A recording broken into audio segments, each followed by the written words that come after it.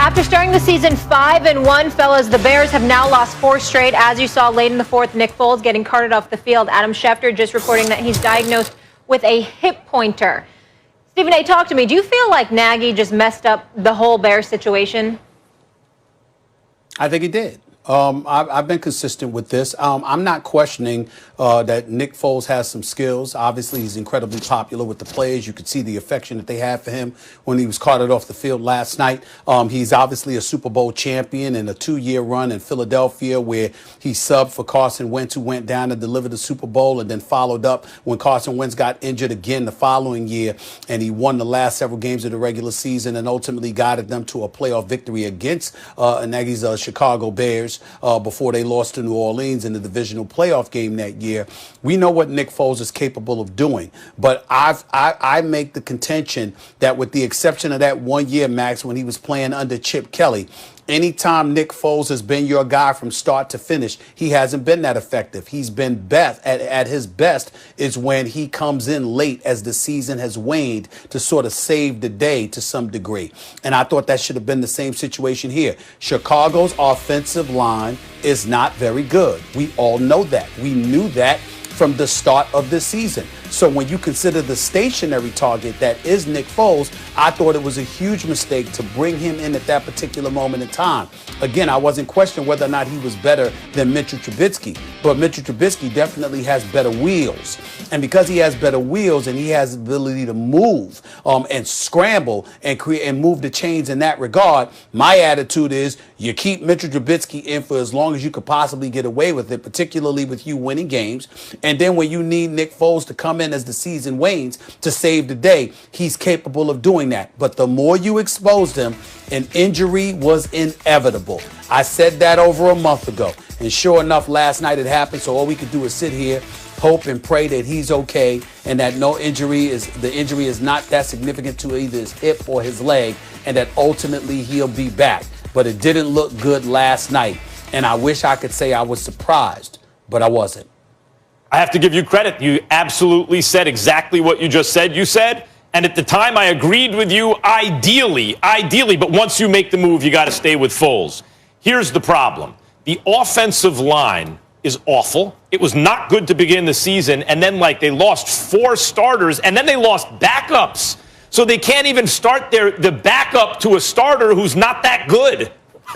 The offensive line is among the worst you'll see. They cannot protect the passer. They cannot block for the running backs. So you can't get anything done. And Nick Foles is not the kind of guy who's going to overcome that. Nick Foles is the kind of guy, if you put him behind a good line and he has some weapons in the defense, he needs stuff. But he will not only not stop you from winning in that circumstance, he'll actually help you win. He'll actually make clutch plays. He'll be big on third down when you need him most. He'll be excellent in the playoffs. That's not this Bears team. And I can't say that it's even the coach. I can't even blame this on Nagy. I have to blame this on Ryan Pace and the Bears organization, the GM and the whole organization. Guys, do you understand? Okay. The reason Nick Foles, who could be had in the middle of the season, had for a little trade package, and you can bring him in as a backup, the reason he's even there is because they whiffed so bad on Trubisky. Think about this, Stephen A. The Bears won in 1985, also with not like the greatest quarterback ever. It was really the defense, right? But they win in 1985, maybe the greatest football team ever, certainly on a short list, right? The 85 Bears. It's like the 27 Yankees. We remember these kind of labeled teams because this is the standard. Since then, who's been their quarterback? And again, not an MVP caliber guy back then. Who's been their best quarterback since 1985? Maybe Jay Cutler? Maybe Cutler's their best? Is it Kyle Orton? Is it Rex Grossman? Think about this. Chicago, a town that is so crazy about football, Stephen A. Do you remember that old SNL skit, The Bears, and all that stuff? That was happening in the middle of the Bulls dynasty. The Chicago had Michael Jordan, the greatest and most famous athlete on the history of the planet Earth. They were winning championships every single year, and if you turned on SNL, you heard the Bears.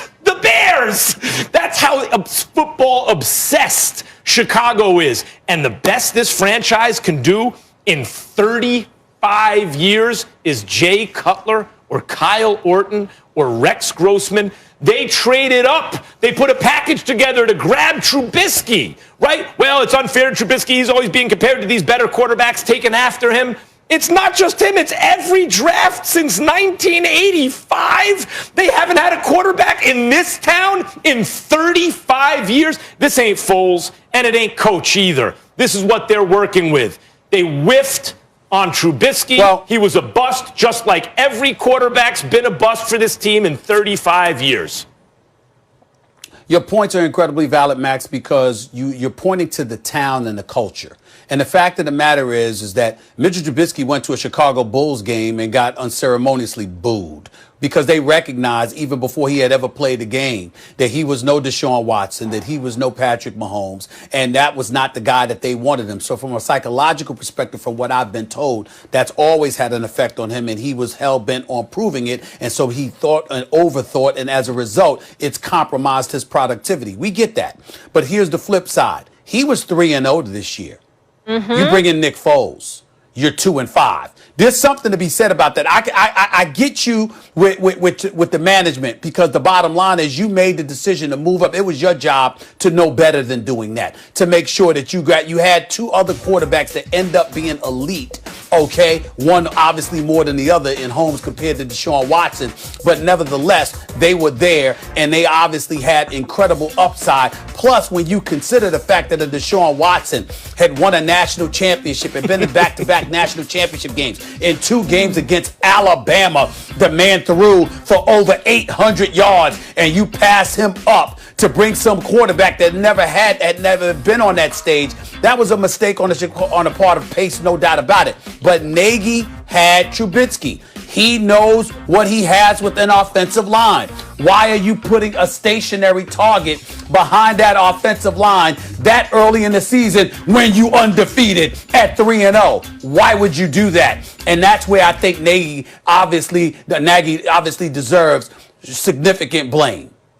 I mean, listen, not only was that pre some of the injuries to an already bad offensive line, and you could argue, well, you'd rather have a more mobile guy. By the way, Trubisky is very fast. You could see he was fast from the beginning. That's the one thing. He's not accurate down the field. Foles normally is if he gets protection, but at least he's fast.